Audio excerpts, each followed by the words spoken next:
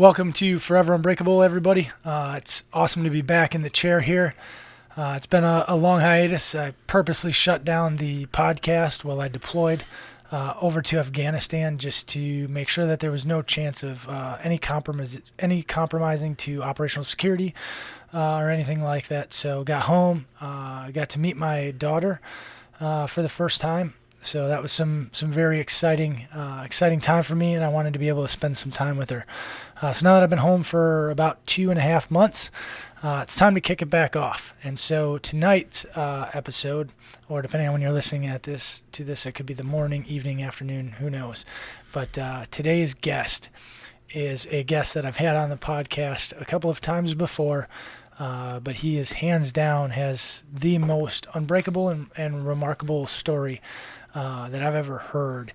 And talking about the, forever unbreakable and what it means to be unbreakable and stuff like that. While I've been deployed, I've had the opportunity to look back at unbreakability, who are unbreakable people in my life, and what people think about it. And something that I've learned and discovered is that people think that it's an unattainable thing to be unbreakable, but we all break constantly in life, and it's really about just picking yourself up and finding a way to continue to get after it and achieve something, whether it be learning to walk again and taking a step if you're became paralyzed or something like that, learning to feed yourself again, or beating whatever it is that's in front of you. It could even be a struggling college class or something like that. Is basically defining you as unbreakable. But the story you're going to hear tonight, along with some other stuff that I'm sure we're going to talk about, is beyond unbreakable. It's remarkable that Dan is even able to sit here on the podcast today. So, Dan, this was like not even 2 months ago, and I know you spent a vast majority of the last 2 months in the hospital, or in and out of the hospital, anyways. But I mean, you've been blown up twice. You've received the Purple Heart twice. I wouldn't say it's anything that anybody wants to earn. Oh yeah, sure.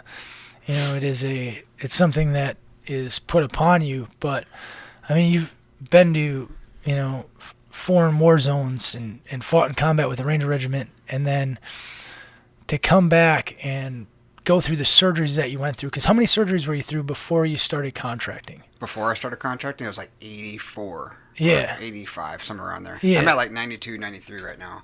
It's pretty hard to keep track, but I got on my phone, I have a picture of every single surgery I've been through. It's pretty crazy. Yeah, it's absolutely crazy. I'm waiting for you to start getting the tattoos of like the tally marks down the arm, Yeah, man, my whole body would be tatted up. But yeah, it's crazy. I feel like every time I go out for a job, something happens to me. I mean, nothing happened in Nigeria, nothing happened in Mexico. Too bad. I mean, we had a guy that got stabbed in the stomach, but nothing happened to me. But this shit was crazy, man. Yeah. So like let's talk about first what the contract was for what you are able to share with the open public, because not all these things are things that everybody's able to talk freely about. So tell us kind of what you were doing, because this was over New Year's, basically, out in New York City. Yeah, so basically I work for this contract company that works out of the U.S. Embassy. And so basically what I was doing, so in the military, as you know, I did high-value target grabs. And then after I got the first Purple Heart, I switched over and did executive protection, like presidential protection and stuff. So that's what I got my degree in, and that's what I did for the majority of my second half of my career. So I worked out of the U.S. Embassy. I won't say the contract name, but it's a highly reputable company. And I was doing executive protection for the royal family out of Saudi Arabia, which was pretty legit. I mean, it's a pretty sham job. So it's just a team, me and my team, and basically we were just babysitters. Yeah, and nobody knows who these people are. So it's not like you're securing the president of the United States like they know the husband, but they don't know the wife and the kids very well. Yeah. I think out of the whole, so I left before New Year's, and then the perforation happened January 14th. So I was a couple weeks in. I only had 4 people that knew who she was, the princess. Yeah. Out of the entire New York that we were walking around or whatever. But the husband, I can tell you about the husband. He was in the Saudi Arabian military, and so he fought in the war. Then he got promoted, and now they live on government quarters, on government grounds, and he has personal protection. He has 10 guys for himself only. And then the family gets, whatever they decide. That's crazy. So he was like royal. He was born into royal family. Yep. So there's about 5,000 people that's in the family, and they're worth over $1.3 trillion. Yeah, dude. Think about that. Trillion. Yeah, bro. Like, I'm just trying to become a millionaire, bro. I know. I'm like sitting there watching them. So we had 2 princesses and 2 princes, the 2 boys, and then the mother, and then the daughter, which is like, she's 19. And boy, so when we go shopping, small story, we go shopping, I'd usually take the boys because the young prince is next up. It skips a generation and goes to the young prince. His name's Sultan. A real cool kid. But we would shut down the whole store for them. And these stores have guards, and they would have a line all the way down the street, and they would close down the whole store just for these 2 kids. And they would spend $5,500 on 1 pair of shoes, or $780 for a Hanes T-shirt. Like, it literally says Hanes, but it has like the logo on it. $785 for a T-shirt. Dude, and that's why, if I owned the business, I would shut my store down too if somebody was going to come in sure. and buy a $4 shirt for $700 plus dollars. It's so crazy. I mean, it's kind of ridiculous. I don't know what kind of Yeezys they were. I'm not big into the shit, but he bought these Yeezys, and they were $5,400, $5,500. Well, the next day we went to what do you call it? Central Park. Okay. And it was raining the day before, and he fucking got his shoe like just a little bit wet. He had to make me take him all the way back to his suite to take the shoes back to the store because he wanted a new pair of shoes because he got them wet from a puddle. He was so pissed. And it's ridiculous. It's a different kind of lifestyle. Now, the youngest prince, I can tell you, very humble kid. He was 6 years old. Very, very humble. Like, I would show him something, and he'll say, hey, if you gift that to somebody, you'll get something in return like 5 times better. They're a really caring family, so they would order everything off the damn menu. Yeah. And then they would box it up. Wasn't even touched, and we'd go take it to the homeless around New York, which is pretty cool. Dude, let's pause for a second once with that. Like, you were telling me that story the other day when you were over here for my daughter's birthday. Mm-hmm. And I was like, well, what do you mean these people would just order tons of food and go take it out to the homeless? And you're like, yeah, we'd roll up in, the super nice vehicles that you guys are using, those protection vehicles or whatever. And then you just get out and you start handing out food. Yeah. With people of the royal family. Like, talk about what that's like to also provide security of that, because most times when we provide security, we like to get a look at the grounds before we show up there. We like to, have a plan going in, and that's very hip pocket, and you're going into a poverty area. It's homeless people with people that are worth $1 trillion. Like, what is that like as a security standpoint, in your position on the team, and how there's so much responsibility and effect in such a short period of time to plan through. Right. So transition, that's the thing that everybody out there needs to know about contracting versus military work. Everybody thinks, oh, well, your contract is almost the same. Yeah, it's almost the same. You get paid more, whatever. The biggest transition I see in my line of work, executive protection, would be situational awareness and everything going on the fly. So when I was working for General Kaiser in Iraq, everything would be set out. I was a supervisor, I was a truck commander, convoy commander, and I would have set, a week out before we even do the op order, where we're going, what we're doing, who he's seeing, how long he's, what time we're eating lunch, blah, blah, blah. Well, with this family, you can be walking down Times Square and we have everything set up, and then she's like, oh, we're going to go here. And then you got to do quick. You got to just adapt real quick. So that's the biggest thing I think I changed from military to contracting. It's not so uptight and on key. You just have to be on your game at all times.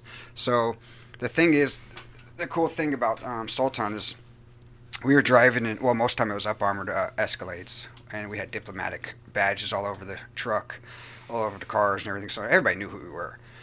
If it was congested area, we'd have personal security from the SWAT team, the NYPD SWAT team. Yeah. They would drive us through the city, blah, blah, blah. But the cool thing is, what we would do is our driver worked for the Saudi Arabian embassy. And the reason why we got the job, the U.S. embassy got the job, is because if foreigners come here and they have their own security, which they do obviously, they have to get work visas to work in the United States. And that's very expensive for these companies. So this contract company that they get security from is out of Germany. And so they wanted to go to New York for a vacation on the fly, so they couldn't get a work visa fast enough, so they didn't call the U.S. Embassy. And that's how we get called. But our driver, he lives in New York. He works for the Saudi Arabian embassy, and he knows where all the homeless people are. Every street like the back of his hand. So what we would do is we tell him, hey, we go to this 5-star restaurant, and they got a shit ton of food. And I got bags and bags. So we just drive around this little area. We were around the Manhattan area. That's where they stayed at. And we would just find it. Most of the time it would be guys in wheelchairs with like no legs because of diabetes or something like that. Yeah. And the great thing, man, that I saw, you know how a lot of people talk shit about homeless people. It's like a love-hate relationship. Man, every single person that we gave food to, they would give us big hugs, and they were very appreciative. I mean, they really cared.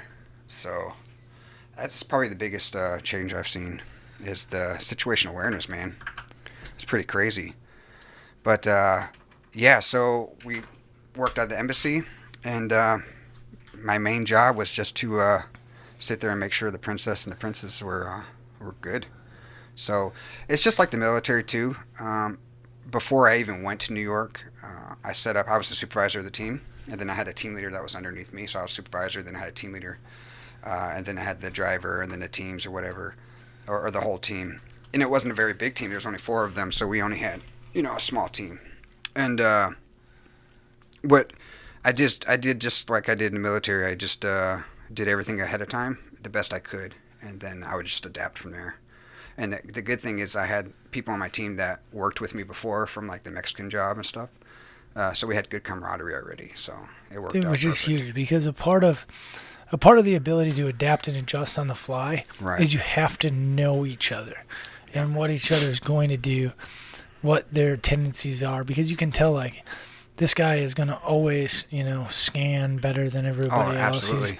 And he understands, like, he's got high security, I got low security, Right. or whatever that is, for how you plan to immediately enter a room. Like, this guy always needs to be, right next to the principal. And for those of you that don't know what a principal is, it's the VIP, or the the person that you're guarding.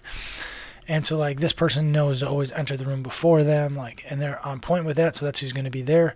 But when it's a brand new team, Absolutely, you don't know any of that stuff, so it's and you guys don't get a lot of time to train up together. Not. It's like, show up, everybody comes from a different state. Yep. Show up together, and the most you've done is phone calls. Yeah. And so, the benefit that you had in this gig, and what I think is one of the things that probably saved your life as well, is that these guys knew you. Oh, absolutely. And so they knew when it was time to go to the hospital. Right. So I had 2 guys that I've worked with before. And one guy is named Daniel. Dude, very squared away guy. He worked for P. Diddy. So he got decommissioned out of the CIA or the FBI, one of the two. So he worked for both agencies. But he got decommissioned from, I think, the CIA last. He actually owns a shooting range in Vermont where he does CQB, and he's one of 3 ranges in the entire United States that has like a demolition license to where you can actually do big breaches and stuff. That's crazy. The 3-letter agencies always go there and train, and so he's out of Vermont. Very squared away dude. And the other guy was Jay. He was my sniper on a different job. He was a Marine sniper, a MARSOC or Raider, whichever one he was.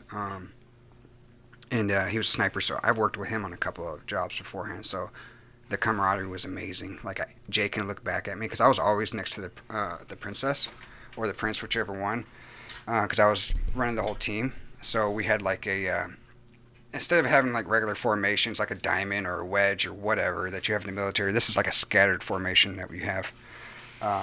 So as long as I was next to the VIP, it was important. But Jay can just look at me, and I knew exactly what he was thinking. Or he wouldn't even have to turn around. He already knew to turn left or something, and we were already tracking. So that was pretty amazing. But leading up to the hospital, man, it was crazy. So I'll get into that little story. So we were in third to last day. Daniel had already left the team. He went back to Vermont because he had to work. So me and Jay were working, and then we had a couple other guys. I can't say their names because they're pretty high up. Let's call this one guy Ricky. So he goes by the name Ricky, but it's not his real name.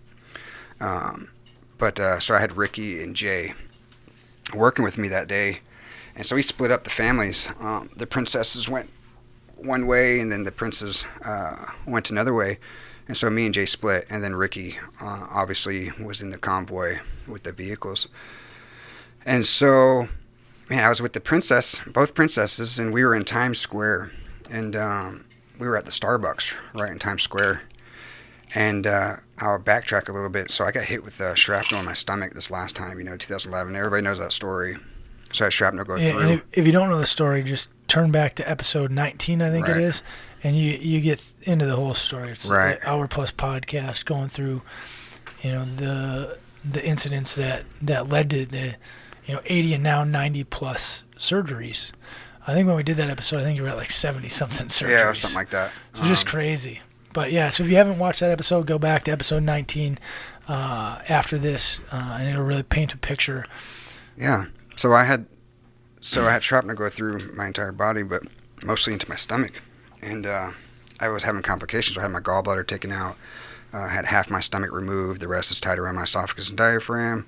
My common bile duct system is just completely destroyed, where they have to go and balloon it every year, blase. So I got hit with shrapnel. Well, apparently, over the years, the shrapnel that went through my intestine and part of my stomach, where they reconnected everything, had a small hole. And then I built up an ulcer right there. And the ulcer just got bigger and bigger. And it just perforated. So a perforation. And all like the surgeries and CAT scans and body scans and everything they've done on you, they never noticed this. No, never saw it. Never freaking saw it. And then, but they also weren't looking for it either. The perforation. So if anybody doesn't know what a perforation is, it's a through and through hole through your intestine, and so you can't really say it disconnects because it's not a bone or dislocates. It's not a bone or anything, but essentially removes itself from the stomach. And so I had a through and through hole. And so when that happens in your body, you can get septic. So you have toxins from inside your bowels that go into your body that's not supposed to be there. Like your body is supposed to expel it, but then now it's going into your body. And then so I had air and toxins in my body. So we were in Times Square. We were sitting at Starbucks. Princess wanted some coffee, and Prince Sultan wanted some McDonald's because these guys love McDonald's for some reason. When they're in the States, they love Walmart and McDonald's. Yeah. Chick-fil-A. Yeah, you were telling me about them going to Walmart and how much they were loving Walmart. Oh man, he was just running. I mean, I think we spent like 3 hours in Walmart. But anyways, we were at Starbucks, and I felt this sharp pain in my stomach, and I'd never felt this before in my life. And I was like, man, I mean, it even hurt worse than shrapnel going through me. It was just like all of a sudden pain. And I had, my book bag and everything with my my first aid kit and everything. So I put it in front of me on the table because when you're doing these VIP escorts, you don't sit with them ever. You're always at the table near them to where you can see the exit and you can see the entrance, but you can also see the family. You never sit with the family. Yeah. You don't talk with the family unless something needs to happen. So I'm sitting at the table of the booth behind them. I felt this sharp pain, so I put the damn book bag right in front of my face because I started crying. I was like, damn, this is really hurting. Yeah. It felt like a, not a hernia, but it felt like pancreatitis and just like a rip, like a stabbing pain, like somebody's just stabbing you in the stomach. Yeah. Like, think you have to shit real bad. I think of that times like a million, where you can't shit. That's how bad it hurt. So I put it in front of my face so they wouldn't see tears coming out of my eyes. And so we ended up leaving. It subsided a little bit at that point. I was like, all right, cool. It's just going to be a cramp or something. Something's going on. That day I think we walked like 8 miles already, 9 miles. And I was just, I guess I wasn't drinking enough water. I thought I wasn't, but I was very hydrated. But I thought I was cramping because of dehydration. So I just sucked it up. Well, anyways, we left Starbucks, and she was like, all right, let's go back to the suite. The suite's about 4 to 5 miles away. Our driver is with Jay and the boys. An hour and a half away in Soho. Soho's only, maybe if you walk it, it's a 40-minute walk, but a drive, it's pretty fucking far. Yeah. Even though it's close. It's, downtown New York. So we didn't get the driver to come or anything, so we were like, she loves walking. The princess loves walking, so she's like, well, let's just walk back to the suite. We're done for the night. It's around 10:30 at night, 11 o'clock. Yeah. So we were walking back, and I'm staying behind the family, of course, and I'm hunching over when I'm walking, and every time she looks back, I like stand up and like act like, put a smile on her face. Yeah. And But I'm like, fuck, this really hurts. Yeah. And so the pain started coming back, and she kept stopping at stores on the way back to the suite. And I was like, fuck. It's like, man, let's just go back to the suite. And I'm sitting here texting Jay and Ricky saying, hey, man, something's wrong. And they were like, well, has this ever happened before? I'm like, no, I've had pain before, but nothing like this. And they're like, all right, maybe you're just dehydrated, blah, blah, blah. I was like, yeah, maybe. Well, we got back, it's like 4.5 miles, man. And we walked the whole way. Which is crazy to think about, like, because every step you're pushing more toxins into your body, right? And your heart rate's accelerated from walking versus just being completely stationary, laying in a bed. And it's fucking cold down. out, so you're shivering. Yeah, so your heart rate's even more, even functioning at a higher level yet. Yeah. So it's naturally like as the heart rate works, it works to like process things through your stomach and feed your muscles and all that. And so what you're doing is you're just pouring more toxins in your body for 4.5 miles. Yeah, and my dumbass, man, I don't quit or say anything. Hey, I just keep up, going, man. Ranger up. And, I was telling myself, I was like, I should tell somebody something's going on. I was telling Jay and them through, we had our phones or whatever, but I was like, man, maybe I should tell her something's going on here. And I was like, oh, no, you sound like a pussy, and then something's not going to happen. Like it's going to be a big fart or something.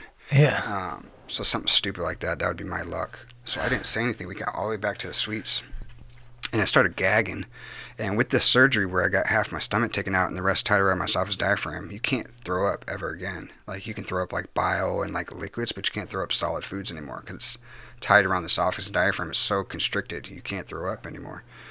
And so I'm just gagging and gagging. And this is a 5-star resort. We're up on the 32nd floor. That's where the main lobby is. And then you go to your rooms through a private elevator.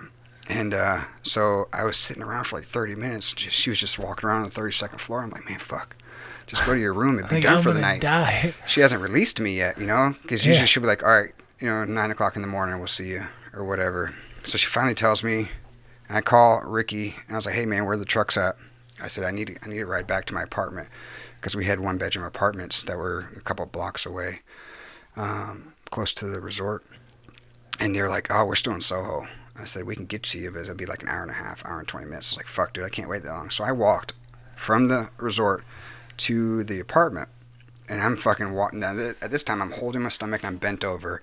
And I'm because now you don't have to be a tough guy. Yeah, no, man. Now you can be a normal human being. I already done fucking gave up at this point. I'm like, fuck. I said, this really hurts. Well, I get back to the apartment. I was hurting so bad, I couldn't even open up the door and unlock it because I only had the one key, and then Jay was my roommate, and I had to buzz him up because it's a secure apartment, and I couldn't even get to the damn door. So I called, my girlfriend. I was like, man, I said, something's wrong. Like, something's legit wrong. I have tears in my eyes. Excuse me. And I'm laying on the bed, and I'm like, man, maybe it'll just go away like it did in Times Square, but it's been a few hours. It's not going away. So, I'm keeping in contact with my team. They finally get there. I'm laid out in the bed. They start doing my vitals because they say you don't look good. Heart rate was like 173 or something, 167, something up there. For a resting heart rate, yeah, essentially. I was laying on the bed. Yeah. And I had the cold sweats. I was like real clammy and cold sweats. And I was like, hey, man, just give me 20 more minutes. If not, hey, we're going to the doctor. Well, I started spitting up this green bile. And Jay was like, hey, man, I'm calling it. Call the damn ambulance. The ambulance comes, and, dude, they fucked me up. They put me in this little, like, wheelchair thing to get me into the elevator, they wrapped me around a sheet and then tied me down to the, like, wheelchair type thing. Yep. Because I couldn't get the stretcher up there. And I yelled at the ambulance EMT that was in the back with me. I was like, why the fuck aren't you running emergency lights? Well, the hospital's only 2 blocks away, but it takes 6 blocks to get there because it's one-way streets and shit. Yeah. And it takes forever. Everything in New York is bumpy, too. All these damn manholes and whatever. I'm sitting here, I'm like legit screaming by this time. I'm like, man, why aren't you running emergency? He's like, well, we only do that for life-threatening things. I'm like, man, this really feels like it. Well, we finally get there. You're like, I've had the flight for life from deep in Iraq. Like, I know, man. I know when you need the emergency lights on, bro. Flip the lights. Right. But they don't know your backstory. Yeah, so, it's true. So to you, it's just stomach pain, or to them, it's just stomach pain. Right. Which typically isn't that life-threatening. It's not. And then, we get to so I'm in Manhattan, so it's the nicer fucking hospital, but they put me in the fucking hallway, and there's 4 fights going on in the damn emergency room. There's like 4 or 5 cops surrounding this one lady because she wants psychiatry and blah, blah, blah. Well, I'm screaming, and Jay has this weapon on him, because I didn't have mine or whatever. Of course, we carry. And I looked at him. I was like, man, just give me your gun, man. I was like, I'm going to just shoot this shit up in the air. I'm going to make somebody fucking Somebody's going to pay attention. Yeah. And because he almost got kicked out. He went over there like 6 or 7 times and said, hey, man, this guy's really fucking hurting. He's a Purple Heart recipient, and he knows when he's hurting. Oh, we'll get to him. And I still haven't had a CT scan at this time. And they won't give me any pain meds until the CT scan comes. Because they can't give you certain stuff depending on what they see. Right. So they did the CT scan, and I'm already on my side, and there's green bile all over my hospital bed. I'm just throwing up. My body's just had it. Well, I get out of the CT scan. They gave me morphine. Morphine didn't even touch. They gave me 6 milligrams of morphine, which is a lot. That's crazy. Fucking morphine. Yeah. Didn't even touch it. 15 fucking minutes later, they're like, hey, man, you're going into surgery right away. You have a perforated stomach, and it went septic. And so that I had air. And at the time, you probably have no idea what that means. Oh, dude, I couldn't even open my eyes at this time. Yeah.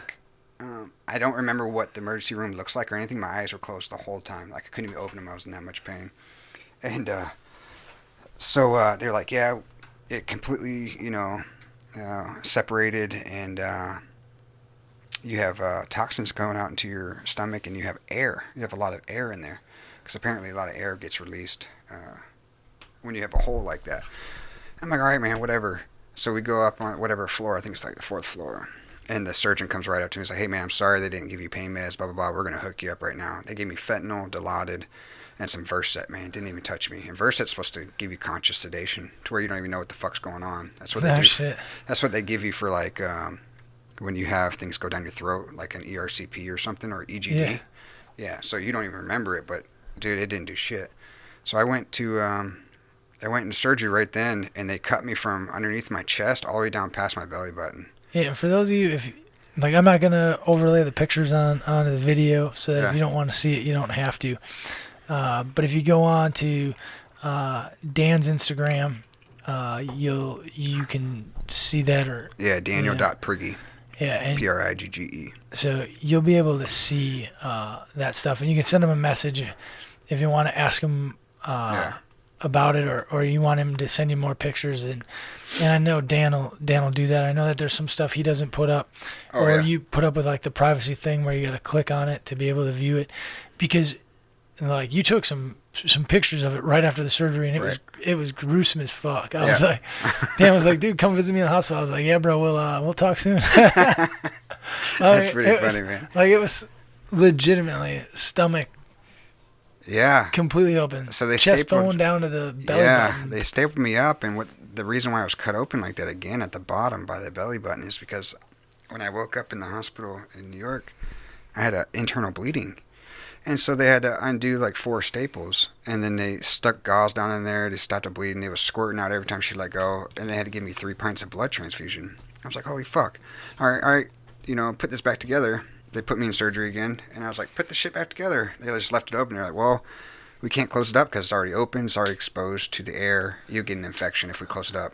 So the infection needs to go from inside out. So we had to put they had to pack it twice a day with wet gauze. Dude, how does that feel? Oh, my goodness, man. So think of a square wet gauze and those long-ass Q-tips, Yeah. They put the gauze on top of the hole, and the hole is, a good this size, man. Yeah. And they put it on top of the hole, and they stick the Q-tip in and push it in all the way until the whole gauze is in there, man. It's crazy. Makes my stomach hurt just thinking about having. And so I did that twice a day I just stopped a week ago. 2 weeks ago I stopped. And this happened January 3rd or 4th or something. It was beginning of January. Yeah.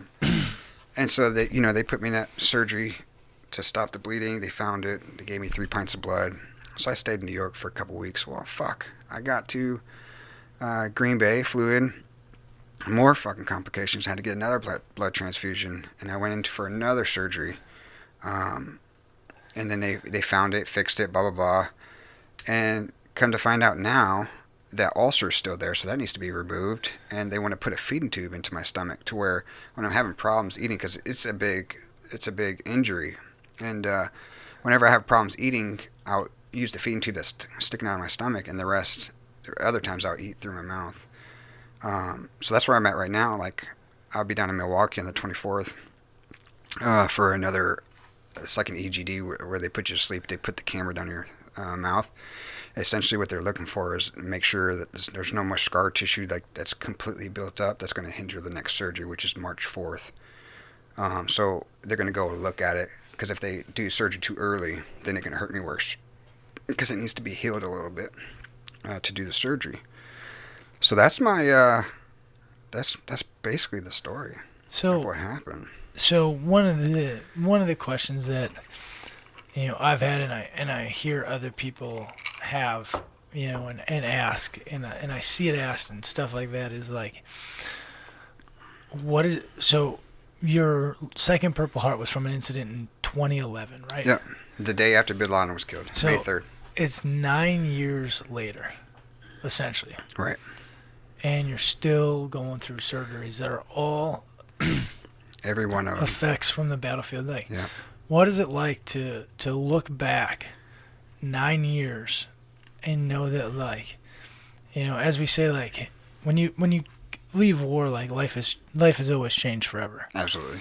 But for somebody like yourself, it's significantly more changed than 99% of service members, I would say.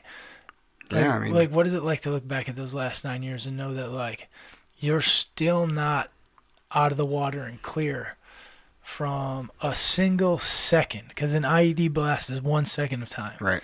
So 1 second of time has caused, so much pain and suffering over the last 9 years. I know you wouldn't give it up, because if you gave it up, somebody else would have to go through that. But what is it like to reflect back on? It's a fucking journey, bro. I mean, a lot of people think that I'm always happy 24/7, and I'll get real with everybody. And I do it sometimes on my Instagram. I'll post sometimes, and then I'll delete it right away, like 30 minutes later, because I don't want to be that guy spilling on his guts on Instagram. But it's rough, man. I mean, it cost me, my family, some of my family, cost me a marriage. It was rough, and most of it was due to it was my fault, because the anger that I had when I got back, I didn't walk for 17 months. I had brain leakage, so I had to do motor functions through TBI rehab at Walter Reed.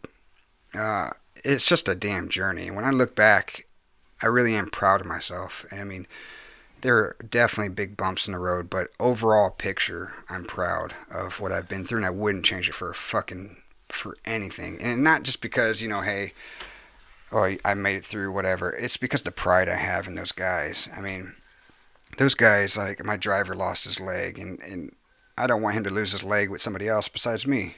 That's just how I feel. I'd rather him lose it with me, and me you can't control that environment when something happens like that, but you can kind of control it, the outcome, as long as it's not too crazy.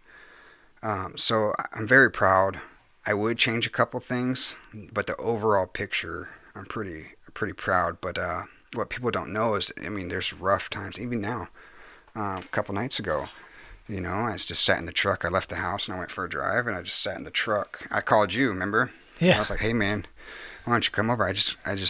I went to one of those cell phone lots, and I just sat there and watched YouTube on my phone and tried to get my mind off of things. It's a uphill battle sometimes, but then the next day, you get over it and you're good. But it's that moment, like it's constantly having to beat that moment. So there's a couple of things I want to touch on here. One is something that I preach to everybody. I'm like, it's never the final achievement. Right. Like the day that you walked isn't the day that you remember as much as the days that you tried to walk. Absolutely. That you remember, And so, like, I tell people all the time, I'm like, you have to learn to start to value and accept the journey. Yeah. And what the journey has, and what it will provide you long term. And so that's exactly what you said is like that journey is what you're so proud of, Right. from where you were to where you are today. And one of the other significant things that I look at when you talk about, your journey and your struggle is like talking about now how difficult some of those moments are and how close you come to suicide and things like that during this long journey. A lot of people don't even know, touching the suicide part, it's so crazy we're talking about that. So I just got a phone call today. So out of my team, there's me and another guy left. That's it. His name's Hyman. He's a cop out of North Carolina. One just committed suicide yesterday. His name's Barr. Damn, man. I'm sorry to hear that. I got a phone call earlier, and then another one just died. They woke up. He was in Afghanistan, and he was just found dead on his bed.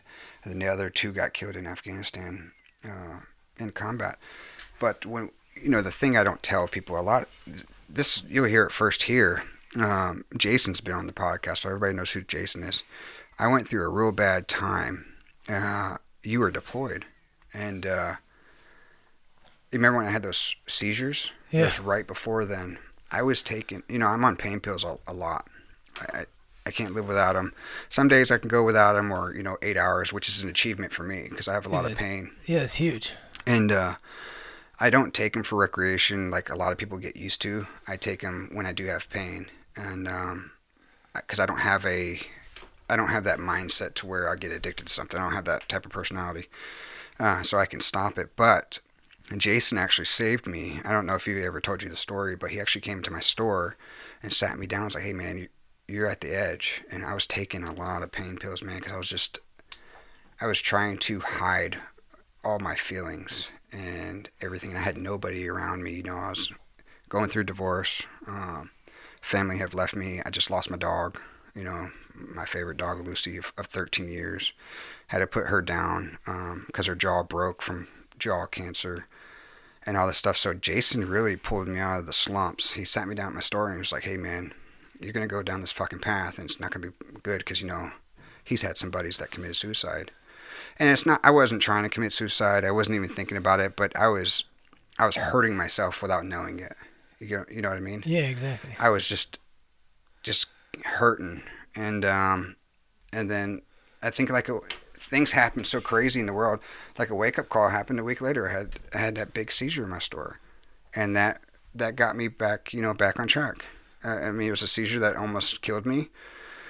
It was I broke my clavicle during the seizure because I fell and blacked out, and I was out for 45 minutes, but I really think it saved me, because it was like an eye opener, another one. And the same thing with this perforation, man. Like, I start to get off track a little bit. Everybody's human. People get off track. But then I had a perforation, and then it puts me back into perspective what life is really about. And, hey, it can be better and it can be worse. So today's a fucking good day. Even though if you're having a bad day, it could be fucking worse. That perforation sucks. Yeah. I was supposed to die within 45 minutes, but I lasted 11 hours. And 5 miles of walking. Right. So I feel like everything does happen for a reason, and the universe, man, has this way of telling you, "Hey, chill the fuck out." And it's happened to me twice already this year. I mean, that seizure happened this past May, and then this shit happened in January. So within a year's time. So I really appreciate the journey, and I respect the journey. I'm not going to say anything. The one thing I will say is I respect the damn journey, because if you don't respect it, that shit can kill you. It can really bite you in the ass, and you're going to go into a dark place that's you're not going to be able to get out of. Yeah, so, absolutely, man. That's a huge. I like that. I've never used the words respect the journey as well. Yeah, so that's why I'm glad I have such a good inner circle. Because I don't know, you can always say what ifs, but I don't know if I would have pulled myself out of it. I mean, I was going through divorce. I mean, I have just met my girlfriend, so yeah, it's not personal at that point. So all I had was you guys, and you were deployed. So all I had was Jason and a couple other people. So I got really lucky, and I learned to respect it, man, big time. Yeah, so. That's fucking wild. And that's why I wanted to hit on that, because I had heard bits and pieces of that mainly from you, but never the story to this degree. But I know, like, I know where the suicide stuff is in your heart, and how you try to help fight that, and that you're always open whenever anybody's got anything going on. You bend over backwards, take give them the shirt off your back, essentially. Yeah. And I see it. I've seen it with veterans in our community here, working with Fourth UA, and stuff like that. But like, you take the time to help somebody and to answer people's questions and to be there for them and to kind of show them the way. Yeah. Getting through, what you've gotten through, that they can get through what they're going through as well. Absolutely. And that, as we talked about at the very beginning of this episode, like, defining Unbreakable is not this crazy feat of achieving something wild. Maybe it's just making it another minute of life. Right.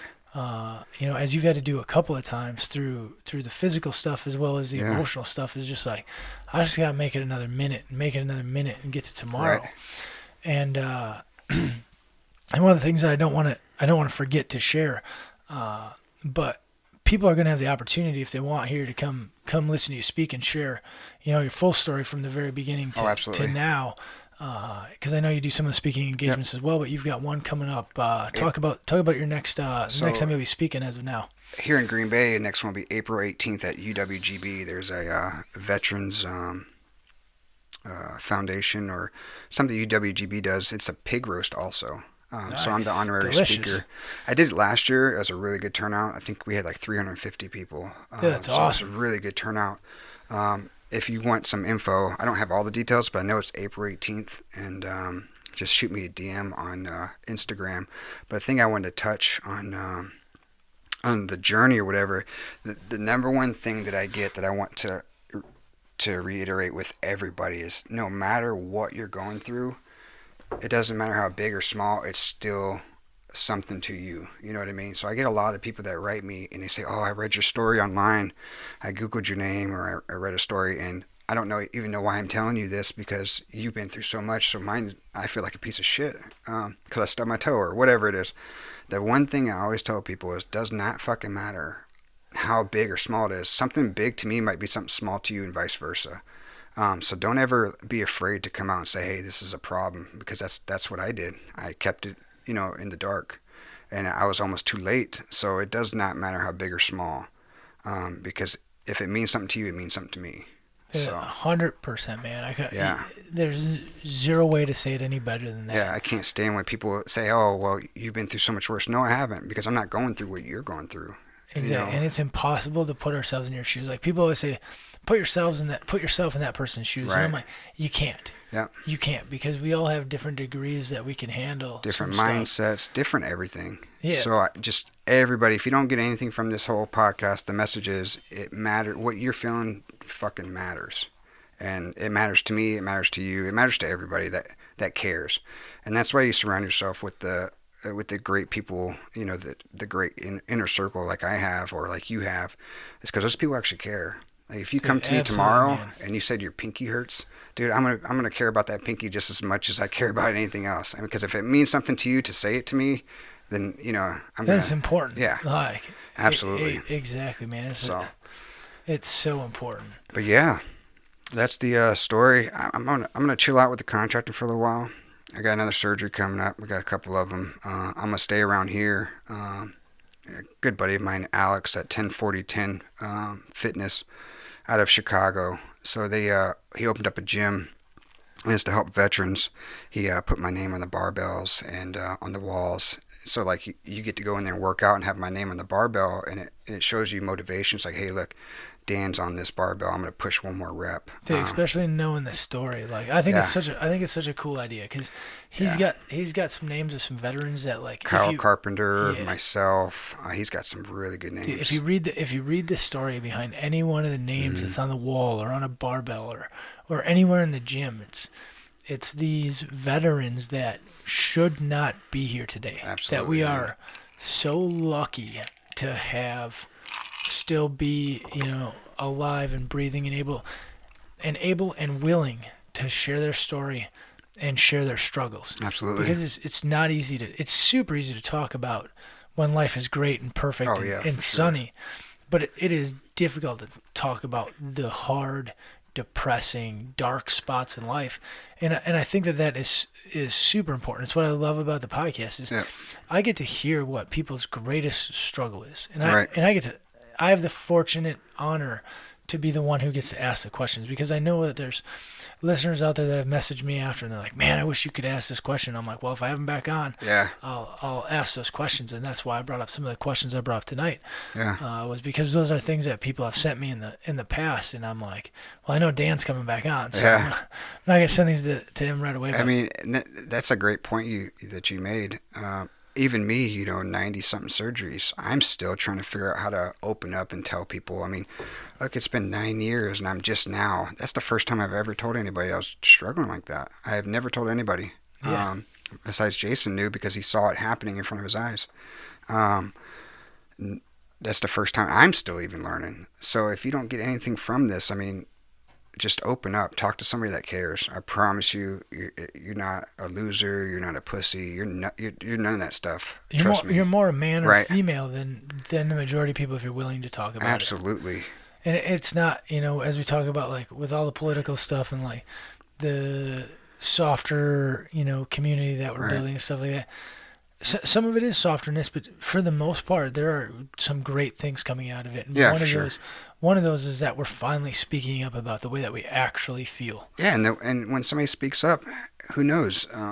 People might understand you better. They might think you're an asshole for doing this for so many years, but then you finally explain to them, they're like, oh, shit. Now I understand why he does that. He might have saved a relationship.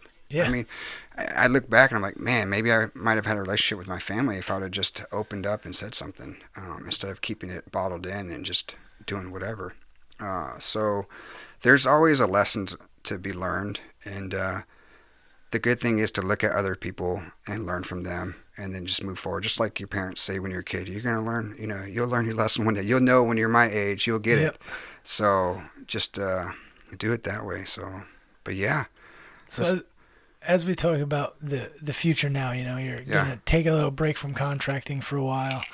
At least I'm sure until your health is back to normal, or what we can consider normal for Dan Prigge. But it's a little different than what I would consider normal for myself. But one of the things that you've been talking about is getting down to this gym and being a part of that community a little bit and things like that. And it's super important to have that community. But what he's doing with fitness and in doing this stuff is remarkable, because it's empowering people to take one more step, do one more rep, right? And I tell people all the time, because people are like, dude, you set a world record, like that's untouchable. I was training for a second world record, but it didn't work out because Guinness wouldn't validate what I wanted to achieve, which was the most burpee pull-ups in like 12 hours. So it was gonna be wild. Yeah. But what I learned through that is that you can always do one more. But what is your motivation to do that one more rep? And he's providing a second level of motivation, right? So if you can't motivate yourself, you now can look at something. And if you've read this story or heard this story and listened to it, you can do and you will do one more rep. Absolutely. Because it matters. It's much like throughout your entire time in regiment, they always say, like, you always do one more for the Airborne Ranger of the Sky. Absolutely. Right? Yeah. Like everywhere you go, that's anything to do with Ranger, it's always one extra rep for the Airborne Ranger in the Sky. I can't tell you the number of times that I've been smoking, just smoked. And they're like, you need to do one more rep for the Airborne Ranger in the Sky. And you can always do that one more rep once you understand the motivation of it. And the great thing about that gym is empowering yourself and others at the same time. It's amazing. You have a group, you have a class. I mean, he does classes, and I'm sure he does open gym as well. But you can just look around and you can see the guy next to you sucking, and then you're like, oh man, this ain't that bad. I'm gonna do one more too. So that person's empowering you. You're empowering yourself. You have the stories on the wall. I mean, it's just a big ass motivation, man. Like, just thinking about it makes me want to go out there and fucking just lift weights right now. I know, man. It's awesome. It really does. And it's if you go on Instagram, it's 10.40.10, and that's the gym name. And what it means is 10-minute warm up, 40-minute workout, 10-minute cool off. And the mission behind it, the mission story is amazing. His name's Alex. He's a veteran. beautiful family. He has a guy that's I feel bad I don't know his name, but he's in a wheelchair. He's a veteran. Is one of the trainers, and this dude's going all out every day. He posts videos about this guy in a wheelchair, man, like wheeling back and forth in the gym, doing like these pull-ups and shit. Like, Just you can't tell me I can't go out there and do it. So it's an amazing mission, and I fully back it, man. And I'll back him up 100%. And it's just an honor. He called me up one day, and he's been following me for a while. He's been wanting to open up this gym. He's going to open up 100 of them across the U.S., and he's going to help veterans, become owners. He's a great entrepreneur, and the guy, man, he's just is so motivating, and it's just so amazing how one guy can make a difference. And then, so he made a difference in my life. Now I'm making a difference in other people's life. It's just like a chain. It's pay it forward, man. It's that pay it forward concept. It's amazing. And I can't thank him enough. He just called me out of the blue and asked me for permission to use my name. I was like, yeah, fuck yeah, dude. I was like, hey, man, I don't think I deserve it, but hey, I really appreciate it. And, I can't, the community that he has already, I already get messages from everybody. I'm going to be down there the 27th and 28th next week, and working out with the people and doing meet and greet. And the messages I get already is just so crazy, man. Like, I'm so motivated. Like, at 3 o'clock in the morning sometimes. Like, last night I didn't sleep one minute. I haven't been to sleep since yesterday morning, because I've been having some crazy nightmares lately. And so me and the girl, we didn't sleep at all last night. And even when I'm dead tired at 3 o'clock in the morning and I can't sleep, I want to get out there and work out just because I see his post. So it's that freaking amazing. Dude, it's awesome. Yeah, man. I know. I fucking love it. So it's 10.40.10. Or send me a message. It's really worth it. I mean, if you're ever in Chicago, tell them, I sent you. And you'll be able to get in there and get a nice-ass workout. And plus, they own Battle Bars, too. So that's the headquarters for Battle Bars, which is the best protein bar on the market thus far. They're delicious. Oh. They're absolutely delicious. So, he's doing great things for the community. Like, he's down in Miami right now at the Wabapalooza or whatever. It's that big CrossFit thing in Miami. Yeah. Yeah, he's down there right now doing his thing, man. It's awesome. So, with him and his team. So he's definitely a go-getter, and I definitely look up to the guy. So it's great shit. It's remarkable. Yeah.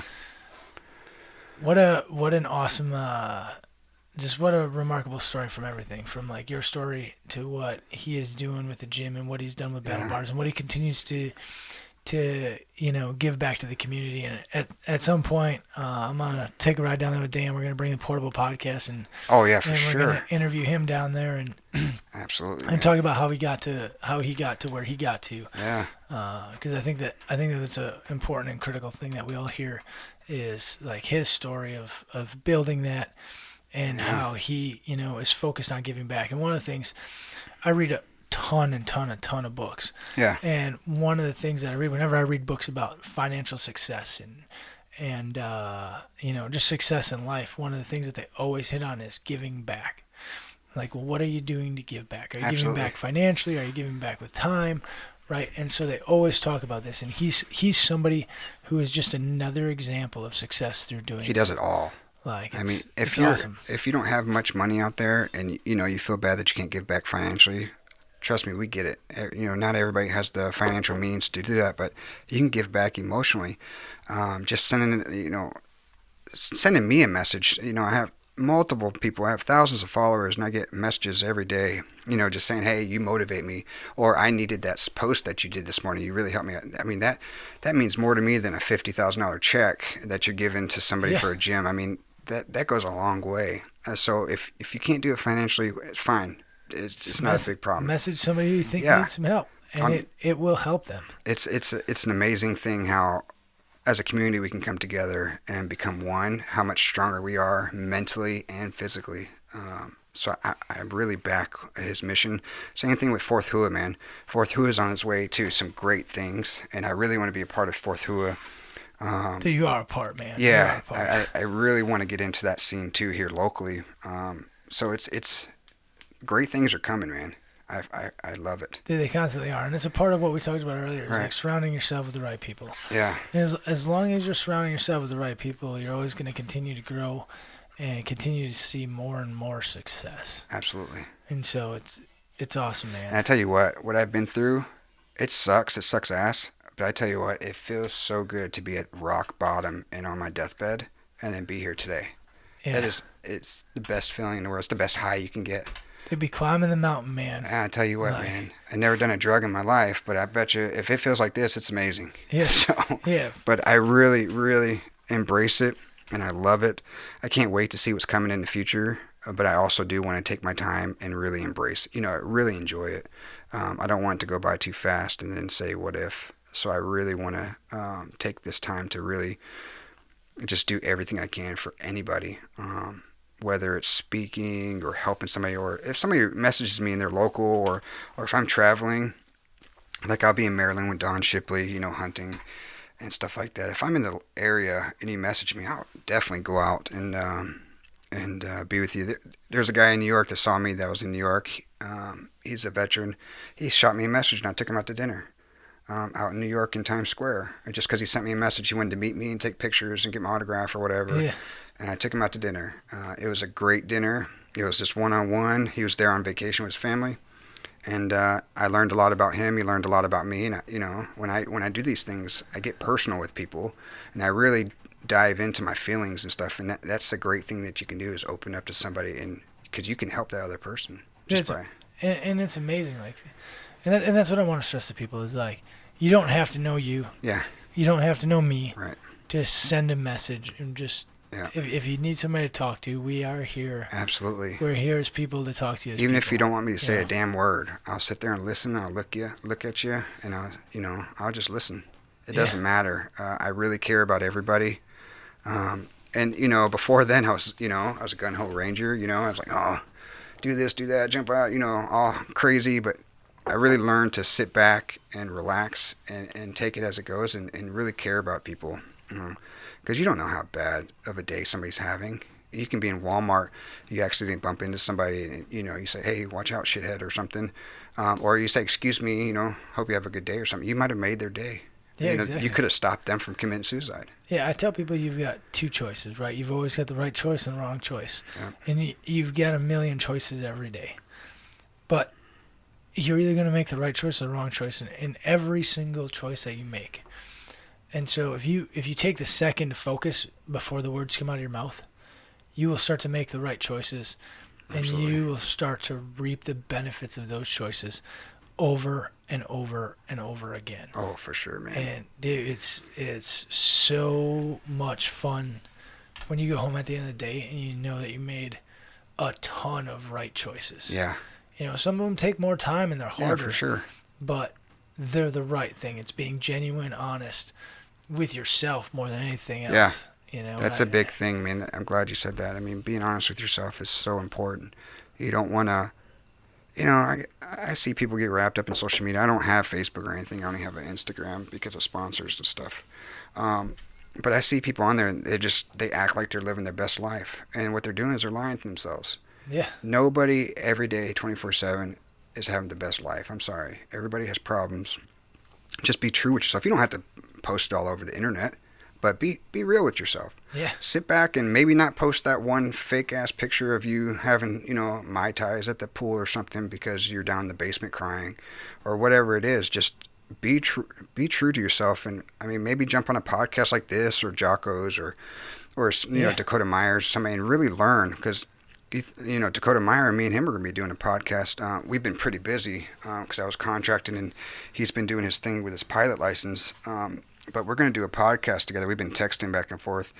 I mean, that guy is so humble. He'll tell you his worst day, and he'll say it with a smile on his face because he loves embracing it, and he loves learning. Yeah, he's come out the backside of it, just like you. Now you're able to talk about those worst days. Absolutely. With a smile on your face because you've hit rock bottom and you've come up the journey, and you realize the importance of sharing your journey will help somebody. Absolutely. And that's what people need to realize is it doesn't matter what you did as a journey. It's your journey, and your journey will help somebody. And that's why I tell people all the time, if you want to come on this podcast, just simply apply. Right. I don't care what your story is. We'll come on and talk. Right. And, to me, it's just fun to meet people and learn things about people. Oh, for sure. And I mean, obviously, I bring some of my best friends back on here more often. Right. And that's a little biasy on my part of they're my great friends, or Yeah, but I get it. I want to Yeah. sit and talk to them. Right. My biggest thing is legacy, man. I sit back. Sometimes I'm at home, and by myself. The girl works 12, 16-hour shifts, and I'm sitting there with Which the dog. is crazy. I know, right? It's crazy. So much she works. I'm like, wow. Yeah. I'm sitting there with the dog, and I wondered to myself, it's like, if I go tomorrow, if I go this next minute, like, what's my legacy going to be? I don't care how many people show up at the funeral. I don't care if it's 5,000 people, but if they think I'm fake, that 5,000 means shit. But if it's 5 true people that really believed and understood my story and everything, I'd rather have those 5 people than 5,000. But the thing is legacy is what I really think about. That's how I live my life every day. And sometimes I fall off track, just like everybody else. But I do think about what my legacy will be. Is when I do pay the man, because everybody pays the man, it's the only guarantee in life. Is what will my legacy be? Like when I have kids, what would they carry on? What would they think? What would the community think? And I really want to make a difference and have an everlasting effect on people. Because I'm in the Purple Heart Museum in New York. My story is going to be out there forever. Somebody's going to read about it, but that doesn't mean shit unless I'm not being true to myself and I'm not living up to those standards. So yeah, absolutely. That's what I try to do every single day. So, absolutely. Yeah. I love it, man.